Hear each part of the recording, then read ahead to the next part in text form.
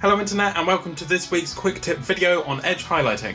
Now firstly, what is edge highlighting? Well, edge highlighting is how Games Workshop would like you to believe that every single edge of every single component of every single Space Marine should be painted. So how do we do some edge highlighting? The easiest method for edge highlighting is using the edge of your brush on the most exposed edges, such as the pauldron on the shoulder of a Space Marine. They're nice and raised. Pull your brush perpendicular to the edge you are painting, allowing the side of your bristles to be the only part of the brush making any contact. And that's how you get a nice, easy edge highlight on the most exposed parts. Make sure not to apply too much pressure because otherwise it will splay out a bit. Now when you get to areas that aren't quite as exposed, that are a bit more reserved, then you're going to need the tip of your brush, and this will require quite a bit of brush control, but it can be done. Just take your time, move slowly. You don't have to move as quick as the Flash. One thing that you want to bear in mind when preparing your paints is you want them relatively thin, but by no means have them be watery.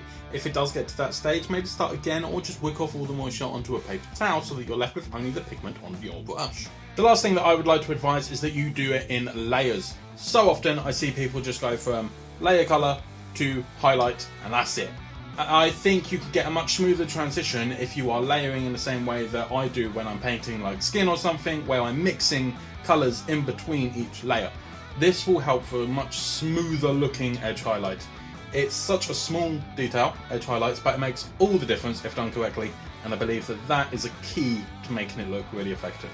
I hope you found something in this quick tips video useful. Until next time, I'll see you later.